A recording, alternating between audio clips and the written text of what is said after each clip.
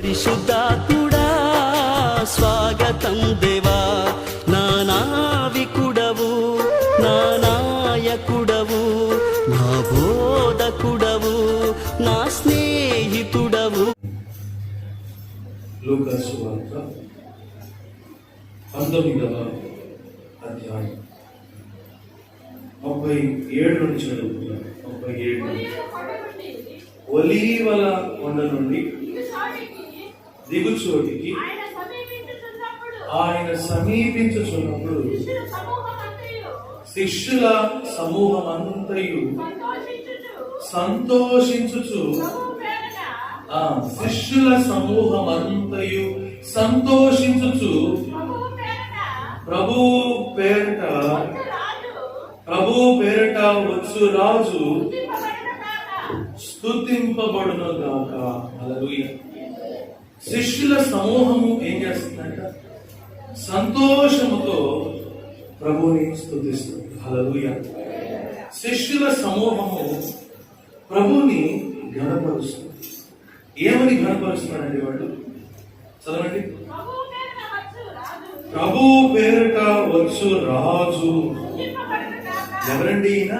రాజు. హల్లెలూయా. ఏ రాజు అని ప్రకటన గ్రంథంలో రాయబడిందో ఆ రాజు ఈ రాజు. ఒకసారి చూద్దామా? రాజులకు రాజును, ప్రభువులకు ప్రభువును అను నామము ఆయన వస్త్రము మీదను తొడ మీదను రాయబడి ఉన్నది. హల్లెలూయా. హల్లెలూయా. ఏమని రాయబడి ఉందండి? రాజు అని రాయబడలా. ఏమని రాయబడి ఉంది? రాజులకు రాజు. హల్లెలూయా. ప్రభువు అని చెప్పని రాయబడలా. ప్రభువులకు ప్రభువు. హల్లెలూయా. రాజులకు రాజు, ప్రభువులకు ప్రభువు. ఆయన మహిమ ఎలా ఉందో చూడండి. 11వ వచనంలో మరియు పరలోకము తెరవబడి చూచితిని, అప్పుడు అదిగో తెల్లని గుర్రం ఒకటి కనబడెను. దాని మీద కూర్చొని ఉన్నవాడు నమ్మకమైన వాడును, సత్యవంతుడును, అను నామము గలవాడు. చూడండి, ఆయన నీతిని బట్టి విమర్శ చేయించు యుద్ధము జరిగించుచున్నాడు. హల్లెలూయా. ఇదండి ఈ రాజు విధానం. ఈ రాజు ఎలాంటి రాజు? రాజులకు రాజు, ప్రభువులకు ప్రభు. పరలోకము తెరవబడినప్పుడు కనబడిన దర్శనం ఏంటి అని చెప్పారంటే, ఈయన తెల్ల గుర్రం మీద స్వారీ చేస్తున్నాడు. పరలోకపు సేనలు ఆయన్ని వెంబడిస్తున్నాయి. హల్లెలూయా. అంటే ఎంత శక్తివంతమైన రాజాది రాజు, ప్రభుల ప్రభు ఆలోచించండి. హల్లెలూయా. అలాంటి రాజు ఇందాక మనం చదువుకున్న వాక్య భాగంలో కనుక చూస్తే ఒక గాడిదనికి వస్తున్నాడు. ఏమికి వస్తున్నాడు? గాడిదనికి వస్తున్నాడు. ఏమిటండి 19వ అధ్యాయంలో ఉన్నదానికి ఇందాక లూకా సువార్తలో చదువుకున్న దానికి ఉన్న వ్యత్యాసం ఏంటి? అక్కడ ఎందుకు గాడిద ఎక్కి వస్తున్నాడు, ఇక్కడ ఎందుకు గుర్రం ఎక్కి వస్తున్నాడు? గుర్రము దేనికి సాదృశ్యము అని చెప్పారంటే యుద్ధానికి సాదృశ్యం. హల్లెలూయా. గుర్రము దేనికి సాదృశ్యము? యుద్ధానికి సాదృశ్యం. గాడిద దేనికి సాదృశ్యము అని చెప్పారంటే సమాధానానికి సాదృశ్యం. హల్లెలూయా. హల్లెలూయా. ఈయన యుద్ధము చేయడానికి రావట్లేదు. ప్రభు ఎందుకు వస్తున్నాడు అని చెప్పారంటే సమాధానము తీసుకొని వస్తున్నాడు ఆయన. హల్లెలూయా. సర్వమానవాళికి సమాధానమును అనుగ్రహించడానికి ఆయన వస్తున్నాడు. దాన్ని బట్టి ఎవరు సంతోషపడుతున్నారు? ఆయన శిష్యులు సంతోషపడుతున్నారు. ఆయన వెంబడిస్తున్న వారు సంతోషపడుతున్నారు. ఆయన వస్తుంటే ఆయన స్తుతిస్తున్నారు, ఆయన్ని ఘనపరుస్తున్నారు. హల్లెలూయా.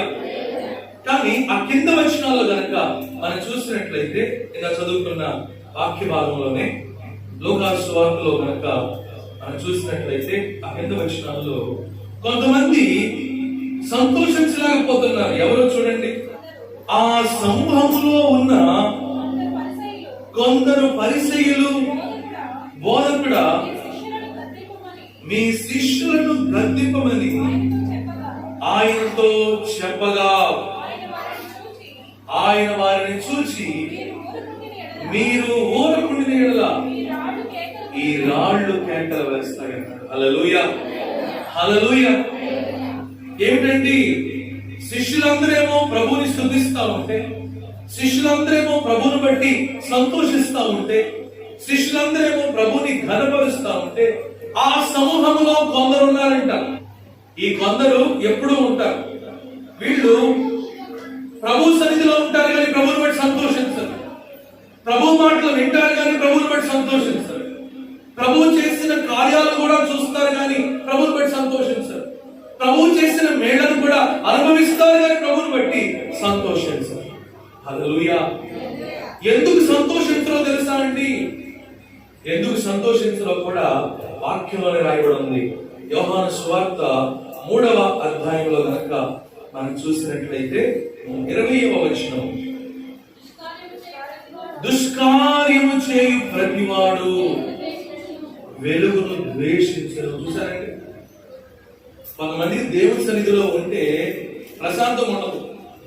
అందుకే దూరంగా వెళ్ళిపోతా ఉంటారు. ఎవరు దేవుని దగ్గరికి రాలేరు అని చెప్పనంటే, ఎవరు దేవుని బట్టి సంతోషించలేరు అని చెప్పనంటే, ఎవరి క్రియలైతే చెడ్డగా ఉంటాయో వాళ్ళు ప్రభువుని బట్టి సంతోషించలేరు. హల్లెలూయా. ప్రభు దగ్గరికి వస్తారు, ప్రభు మాటలు వింటారు, కానీ లోపల ప్రభు పట్ల వ్యతిరేకత ఉంటుంది. లోపల ప్రభు మాటల పట్ల వ్యతిరేకత ఉంటుంది. లోపల ప్రభు చిత్తం పట్ల వ్యతిరేకత ఉంటుంది. అందుకనే వీళ్ళ జీవితంలో ఎన్నడూ కూడా దేవుని చిత్తాన్ని చేయలేరు. హల్లెలూయా, హల్లెలూయా.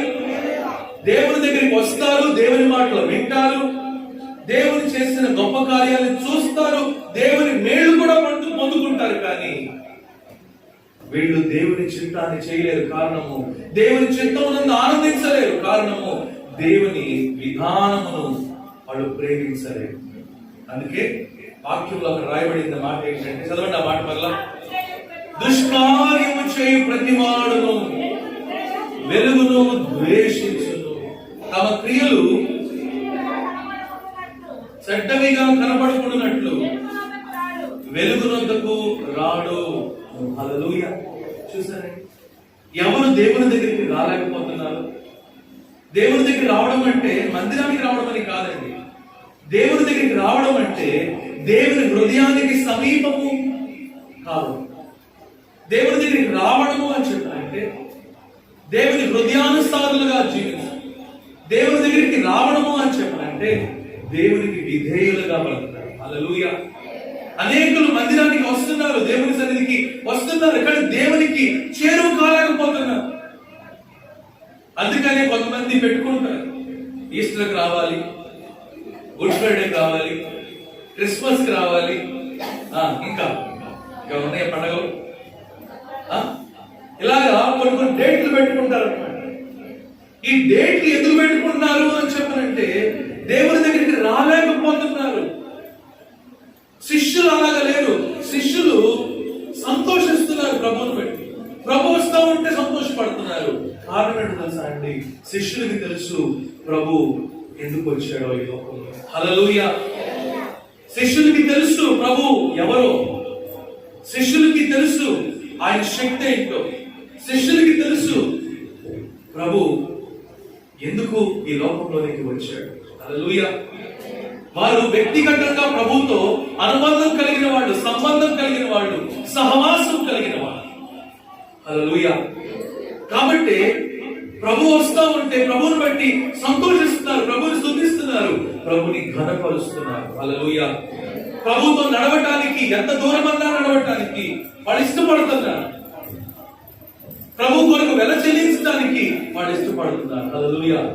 ఈరోజు క్రైస్తవ్యంలో కష్టమైంది ఏంటి అంటే వెల చెల్లించడం. మనమంతా కూడా ఏం పొందుకోవాలి అనే మనసే తప్ప దేవునికి ఏమి చెల్లించాలి అనే మనసు చాలా కొద్ది మంది. దానికి కారణం ఏమిటి అని చెప్పారంటే దేవుని వ్యక్తిగతంగా తెలుసుకోలేకపోతారు.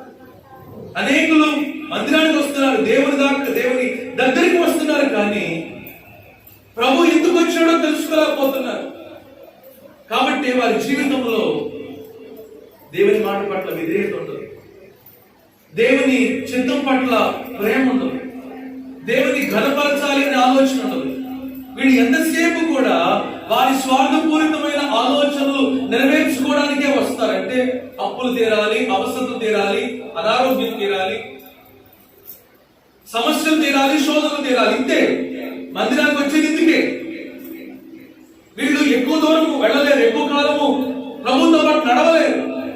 పరలోక రాజ్యానికి వారసులు ఎట్టి పరిస్థితుల్లోనూ కాలేదు. హల్లెలూయా, హల్లెలూయా. ప్రభుత్వం నడిచేవారు, నడవగలిగేవారు ఎవరు అని చెప్పదంటే ఆయన శిష్యులు మాత్రమే. హల్లెలూయా. ఈరోజు ప్రభు కోరుకుంటుంది ఎవరినో తెలుసా అండి? శిష్యుల్ని కోరుకుంటున్నాడు ఆయన.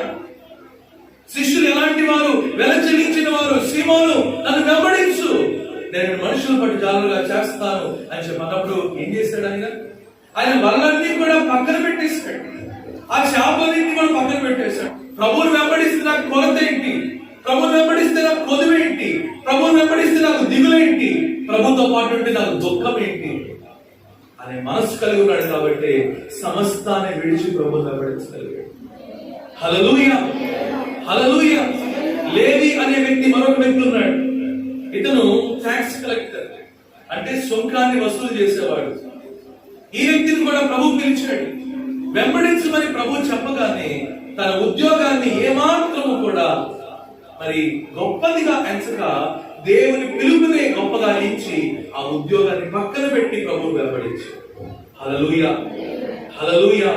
ఈ సహోదరుడా, ఈ సహోదరి, ఈరోజు ప్రభువుని ఆ రీతిగా వెంబడిస్తున్నామా? ఈరోజు ప్రభువుని ఆ విధంగా వెంబడిస్తున్నామా? వాళ్ళు ఆ రీతిగా ప్రభువుని వెంబడించడానికి గల కారణం ఏమిటంటే ప్రభు వారి జీవితంలో చేసిన కార్యం. ప్రభు ఏం చేశాడు వాళ్ళ జీవితంలో అంటే వారికి సమాధానాన్ని అనుగ్రహించాడు. హల్లెలూయా. ఏమనుగ్రహించాడండి? సమాధానం అనుగ్రహించాడు. లూకాసు సువార్త 7వ అధ్యాయంలో గనక మనం చూసినట్లయితే అక్కడ ఒక చక్కటి మాట కనబడుతుంది. దయచేసి అందరూ కూడా ఓపెన్ చేయండి. 50వ వచనం చదవండి. 7:50. అందుకు ఆయన, నీ విశ్వాసము నిన్ను రక్షించును. హల్లెలూయా. ఏమంటాడండి? నీ విశ్వాసం నిన్ను రక్షించును, సమాధానము కలిగి కలదానమై వెళ్ళుమని ఆ స్త్రీతో చెప్పాను. హల్లెలూయా. చూసారండి, సమాధానము ఒక వ్యక్తి పొందుకోవాలి అంటే ఆ వ్యక్తి పాప క్షమాపణ పొందుకోవాలి. క్రైస్తవ్యంలో ప్రాబ్లం అంతా ఎక్కడ వస్తుంది అంటే పాప క్షమాపణ దగ్గరే వస్తుంది, పిల్లల దగ్గరే ప్రాబ్లం వస్తుంది. ఒక బిల్డింగ్ కి పిల్లలు లేవనుకోండి, ఏమవుతుంది చెప్పండి? ఏమవుతుందమ్మా? కట్టి చూడండి ఒకసారి. కడతారా? కట్టని ధైర్యం చేస్తారా? మన మౌనం అంటే భవిష్యత్తులో ఆలోచిస్తామండి అని అంటే పిల్లలు లేకుండా బిల్డింగ్ కడతారా? కట్టరు. ఎందుకు కట్టరు? కూలిపోతుంది కదా. అని జీవితం కూడా మన పిల్లలు సరిగ్గా లేదు అంటే పాప క్షమాపణ మనం అనుభవించలేకపోతాం. పాస్టర్ గారు సినిమాలు చూశానండి. అబద్ధాలాడేవా? అబద్ధాలాడాను. సీరియల్స్ చూసావా? అది కూడా చూశానండి. ఎవరైనా అన్నావా? అన్నానండి.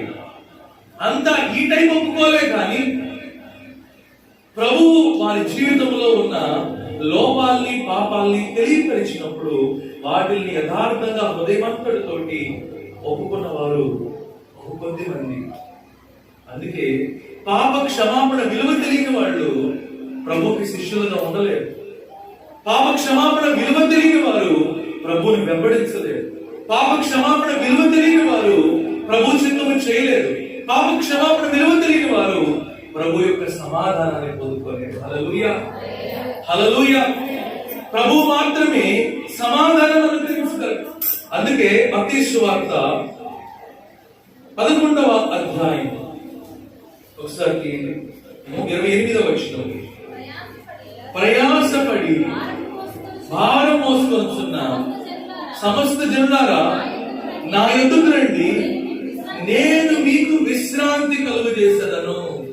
హల్లెలూయా. ఎందుకన్నాడు ఈ మాట? మనుషులందరూ ప్రయాసపడుతున్నారు.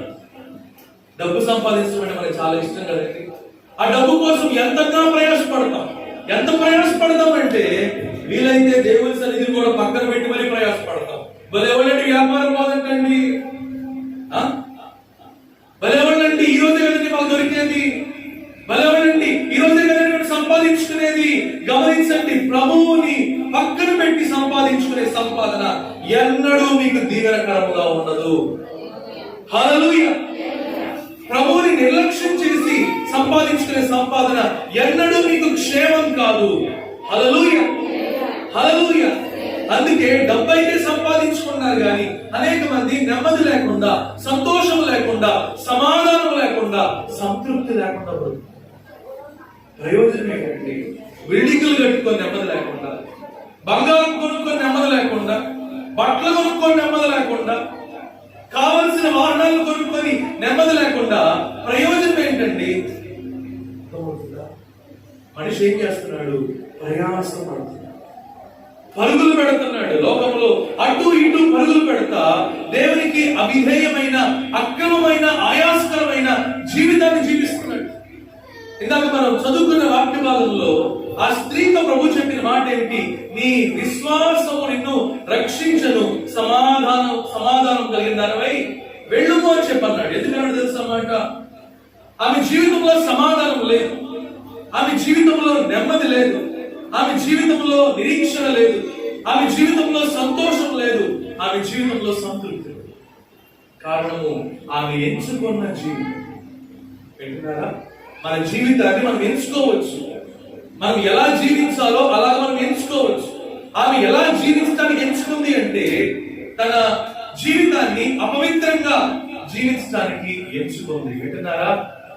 ఎలా జీవించడానికి ఎంచుకుంది? అపవిత్రంగా జీవించడానికి ఎంచుకుంది. తన దేహమును పాడు చేసుకోవడానికి ఎంచుకుంది. తన దేహమును అమ్ముకోవడానికి ఎంచుకుంది. దేవుడిచ్చిన విలువైన జీవితాన్ని అపవిత్రం చేసుకోవడానికి ఎంచుకుంది. ఎప్పుడైతే ఆ తప్పుడు మార్గాన్ని ఎంచుకుందో ఆమెలో ఏమి లేదు? సమాధానం లేదు, సంతోషం లేదు, నెమ్మది లేదు, నిరీక్షణ.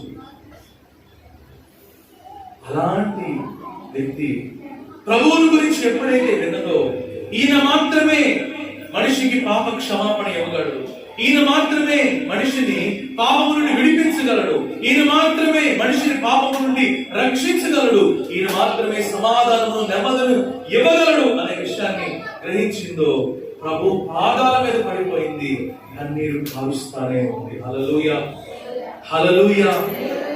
ప్రభు పాదాలని తన కన్నీళ్లతో కడుగుతా ఉంది, తన తలవెంట్రుకలతోటి ఆయన పాదాలని తుడుస్తా ఉంది, ఆయన పాదాలని వదిలి పెట్టుకుంటానే ఉంది.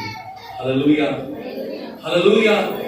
ఆమె కన్నీరు దేన్ని సూచిస్తుంది అంటే ఆమెలో ఉన్న పశ్చాత్తాపాన్ని, మారు మనసుని సూచిస్తుంది. ఏమండి, ఏనాడైనా ప్రభు పాదాలు నా వెంట కడిగామా అండి? మనం కన్నీటితోటి ప్రభు పాదాలని కడిగామా?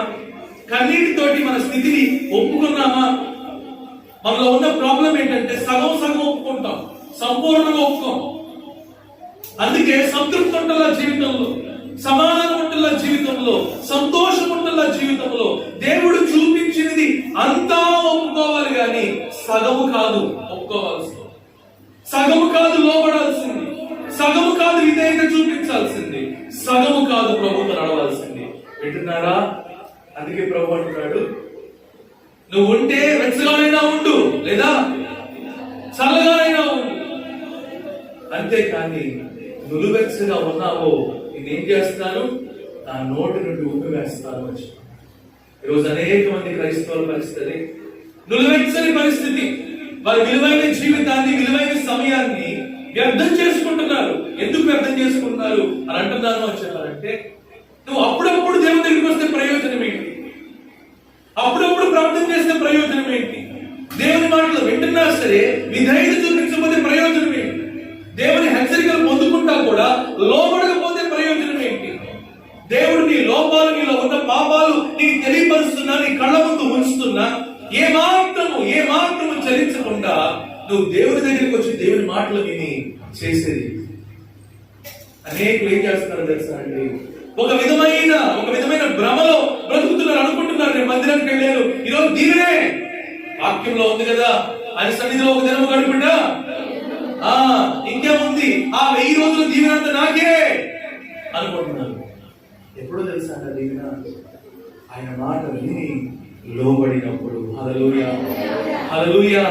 వస్తున్నారు సరే, ఎంతమంది ఆయన మాట విని లోబడుతున్నారు, ఎంతమంది ఆయన మాట విని ఒడుగుతున్నారు, ఎంతమంది ఆయన మాట విని జీవితాన్ని సరి చూసుకుంటున్నారు, ఎంతమంది ఆయన మాట విని జీవితాన్ని సరి చేసుకుంటున్నారు, ప్రభు ఎదుట జీవితాన్ని ప్రభుకి సమర్పిస్తున్నారు. హల్లెలూయా. ఈ కార్యం జరగకపోతే మీరు దేవుని దగ్గరికి వచ్చి మీ సమయాన్ని కేవలం వ్యర్థమే చేసుకుంటారు. వాక్యం ఎటువంటిదంటే ఫిబ్రవరి రాసిన పత్రిక 4వ అధ్యాయం 12వ అధ్యాయంలో 12వ వచనంలో రాయబడిన మాట, దేవుని వాక్యము ఎటువంటి, దేవుని వాక్యము సజీవమైనదై బలము గలదై రెండంచుల ఎటువంటి ఖడ్గము కంటెను వాడిగా ఉండి ప్రాణాత్మలను కీళ్లను మూలులను విభజించునంత మట్టుకు దూరుచు హృదయం యొక్క ఆలోచనలను శోధించుచున్నది. హల్లెలూయా. దేవుని వాక్యం అంటే దేవుని సన్నిధికి మనం వచ్చినప్పుడు ఆ వాక్యం చేసే పని ఏంటంటే, టార్చ్ లైట్ వేసి కనుక వెతికితే ఎలా ఉంటది, అలాగా మన హృదయం అంతటిని కూడా వెతికేస్తాం దేవుని వాక్యం. మన తలంపులు ఎలా ఉన్నాయి, మన ఆలోచనలు ఎలా ఉన్నాయి, మన క్రియలు ఎలా ఉన్నాయి, మన ప్రవర్తన ఎలా ఉంది, ఇదంతా కూడా మన కళ్ళ ముందు పెడుతుంది దేవుని వాక్యం. లోబడే వ్యక్తి అయితే ఏం చేస్తామో తెలుసా, దేవుడు ఏదైతే తెలియపరుస్తున్నాడో దాన్ని వెంటనే ఒప్పుకొని విడిచిపెట్టినట్లుగా ప్రభు సన్నిధిలో ప్రార్థించే వ్యక్తిగా. హల్లెలూయా, హల్లెలూయా. అది లేనప్పుడు వస్తావు, వెళ్ళిపోతావు, ప్రయోజనమే. వస్తావు, మాటలు వింటావు, వెళ్ళిపోతావు. అదే రోగ జీవితం, అదే పాప జీవితం, అదే దౌర్భాగ్యమైన జీవితం, అదే నీచమైన జీవితం, అదే అసహ్యమైన జీవితం, అదే దేవునికి వ్యతిరేకమైన జీవితం, విరోధమైన జీవితం. వాక్యం రాయబడి మాట్లాడదు తెలుసా, తీర్పు దినమనంట వాక్యము వినని వాళ్ళకి ఉండే దెబ్బలు వేరు, వాక్యం విని వాళ్ళకి ఉండే దెబ్బలు వేరు. అందులో కూడా గ్రేడింగ్ సిస్టమ్. ఎవరైతే ఎక్కువగా వాక్యం వింటారో, ఎక్కువగా వాక్యాన్ని తెలుసుకుంటారో అలాంటి వాళ్ళకి ఎక్కువ దెబ్బలండి. ఇలాంటి వాక్యం వినలేదు, ఎందుకు వచ్చిందండి మాకు దెబ్బలు అని చెప్పి అనుకుంటారు. సహోదరుడు, దేవుని వాక్యం మనకు అనుగ్రహించబడుతుంది మనం బ్రతకడానికి.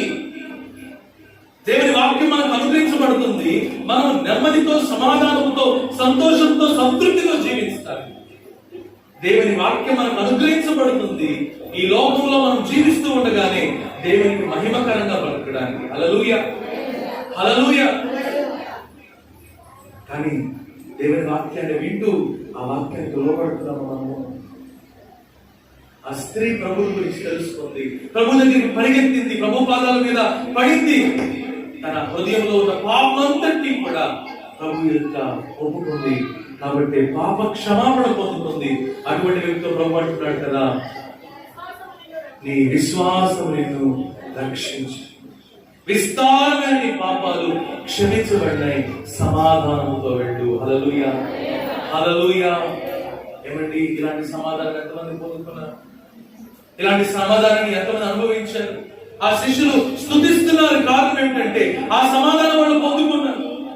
ఆ శిష్యులు ఘనపరుస్తున్నారు, కారణం ఏంటంటే ఆ సమాధానం వాళ్ళు పొందుకున్నారు.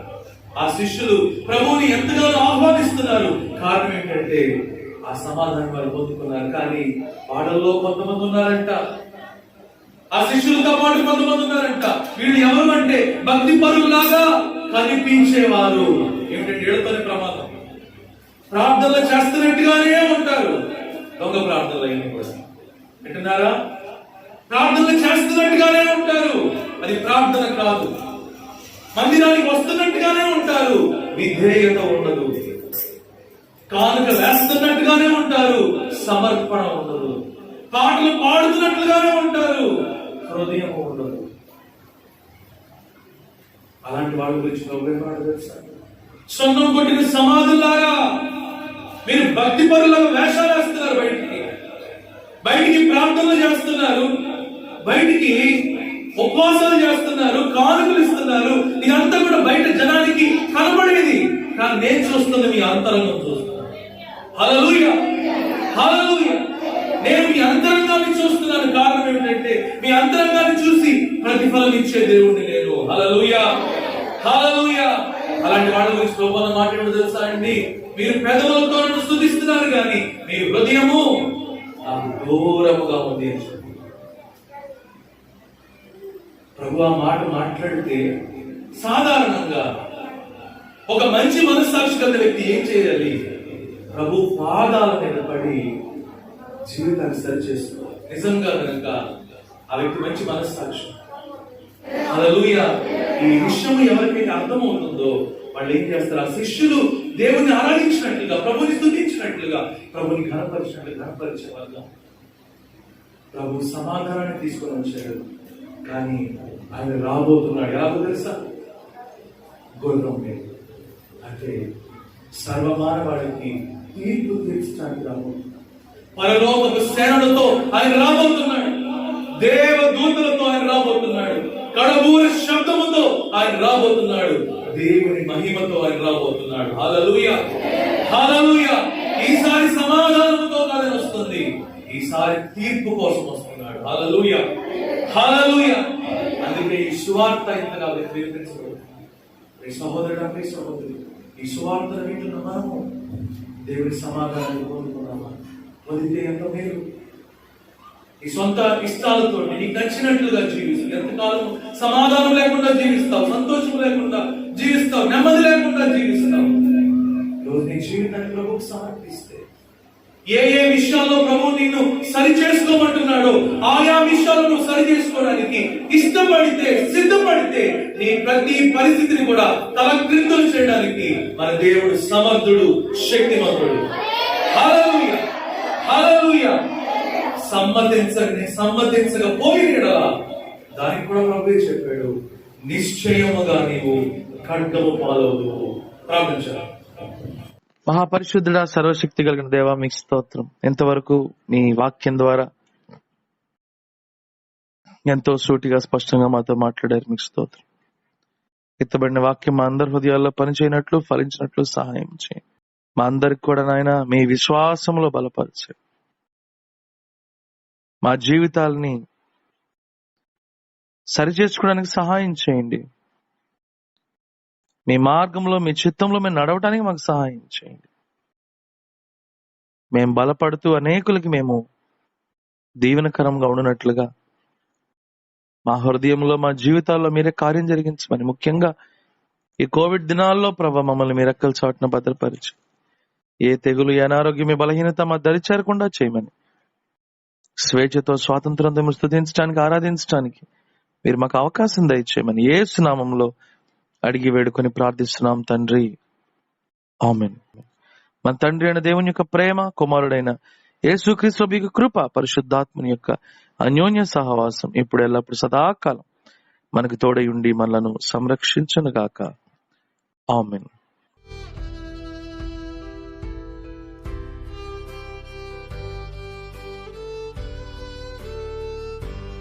Brother Ravindra Babu Lonipati, flat number 102, Apoorva residency, Sitaram Nagar, Patamatlanka, Vijayawada. Pin code 520010. మా ఫోన్ నంబర్స్ 0866 247 8355, 814340 5150, 9959495599.